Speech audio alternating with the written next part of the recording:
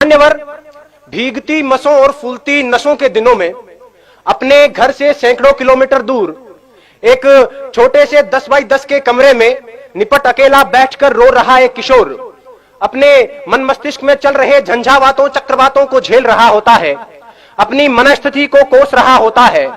किसी छोटे बड़े सपने के खत्म हो जाने के कारण हर वक्त खुद को हीन समझ रहा होता है और उसके बाद वो एक ऐसा फैसला लेता है जिसे लेने का उसे कोई हक नहीं है। मान्यवर, वो एक खत लिखकर छोड़ता है, फिर इस दुनिया को छोड़ देता है। वो अपने आखिरी खत में लिखता है कि मेरे पास दूसरा कोई विकल्प नहीं बचा था, यही एकमात्र समाधान है, मैं आत्महत्या कर रहा हूं, मुझे माफ करना। और यह कहकर वो मर जाता है। मेरा आज का विषय उस आखिरी खत का जवाब है कि आत्महत्या कोई समाधान नहीं है। मान्यवर, सोचिए, जरा सोचिए, किसी कमरे में एक पंखे से एक रस्सी बंधी हुई है, उस पर एक लड़का लटक रहा है, उसके निर्जीव शरीर के निर्बल और शक्तिहीन हाथ पैर हवा में झूल रहे हैं, आंखें फटी हुई है, गर्दन की नसें टूट चुकी है और गालों पर आंसू की कुछ बूंदें सूखकर जमी हुई है। मान्यवर, वो लड़का एक बार के लिए तो मर गया, लेकिन उसकी फटी हुई आंखें उसकी मां का फटा हुआ कलेजा बनकर जिंदा रहेंगी। उसकी गर्दन की टूटी हुई नसें उसके बाप के दिल के टूटे हुए वो तार बनेंगी जो अब कभी झंकृत नहीं होंगे। गालों पर सूख चुके आंसू की बूंदें उसकी बहन की आंखों से हरदम बहा करेंगी और उस निर्जीव शरीर के निर्बल और शक्तिहीन हाथ पैर जो हवा में झूल रहे हैं उसके भाई की हिम्मत को जिंदगी भर तोड़ा करेंगे। और एक अल्पकालीन आवेश के कारण लिया गया उसका यह निष्ठुर निर्णय उसके जैसे लाखों युवाओं को इस तथा कथित समाधान के लिए प्रेरित करेगा।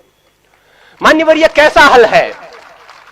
यह कैसा हल है जिसमें अपनों का बर्बाद होता हुआ कल है। खुदकुशी करने वाला इंसान खुद तो एक बार मर जाता है, लेकिन उसके यार दोस्त, उसके घर परिवार के लोग, उसके रिश्ते नाते के लोग बार बार मरा करते हैं। वो हर वक्त खुद को अपराधी समझते हैं और इस संतरास के कारण वो जीते जी मरे हुए के समान होते हैं। मान्यवर, मुझे यह विषय इसलिए उठाना पड़ा क्योंकि पिछले 2 साल में भारत में 4000, राजस्थान में 150, इस शहर में 9 और यहां तक कि इस महाविद्यालय में 5 विद्यार्थी खुदकुशी कर चुके हैं, जिनमें से 3 मेरे अजीज मित्रों में शामिल थे। और इनमें से लगभग 80% आत्महत्याएं छोटी मोटी अकादमिक विफलता के कारण किया गया आत्मघात थी। इन आंकड़ों से उठती हुई चीखें इस विषय की आवाज को उठाना चाहती है।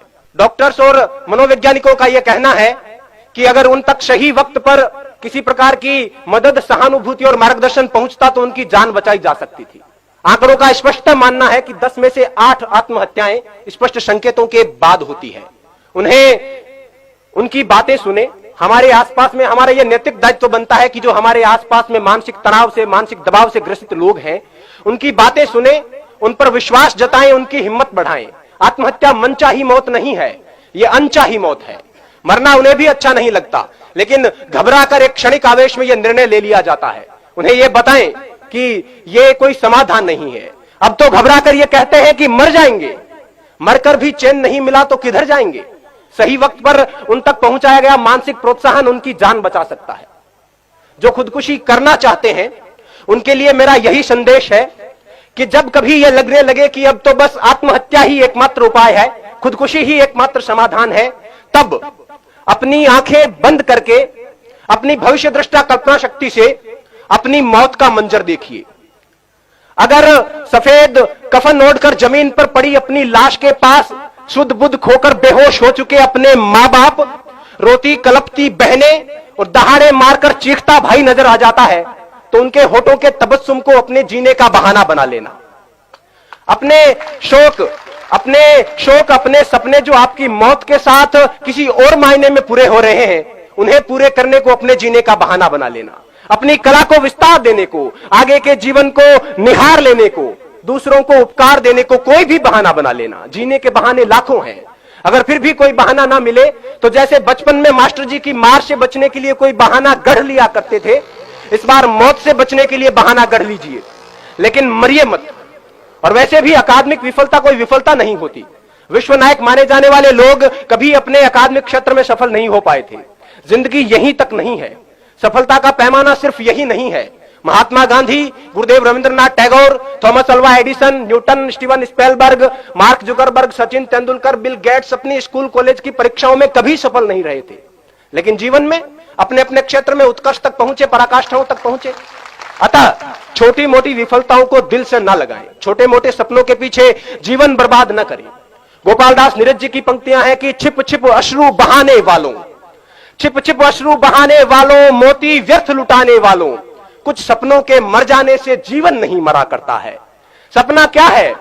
सपना क्या है? नयन सेज पर सोया हुआ आंख का पानी, और उसका टूटना जूं जागे कच्ची नींद जवानी, गीली उम्र बनाने वालों, डूबे बिना नहाने वालों, कुछ पानी के बह जाने से सावन नहीं मरा करता है, चंद खिलौने खो जाने से बचपन नहीं मरा करता है, कुछ दीपों के बुझ जाने से आंगन नहीं मरा करता है, कुछ मुखड़ों की नाराजी से दर्पण नहीं मरा करता है, कुछ सपनों के मर जाने से जीवन नहीं मरा करता है। जय हिंद, जय भारत, वंदे मातरम।